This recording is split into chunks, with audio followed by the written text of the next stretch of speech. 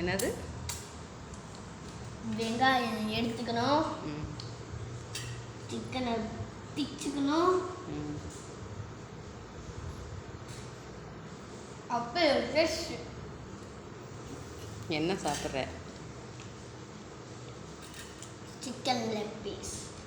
Chicken leg piece. Sorry, chicken leg பீஸில் அது என்ன?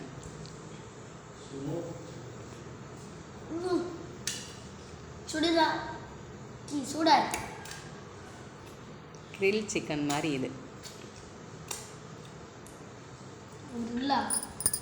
முழு கோழி கிரில் பண்ணுவாங்கல்ல, அது மாதிரி லெக் பீஸ் கிரில் உனக்கு.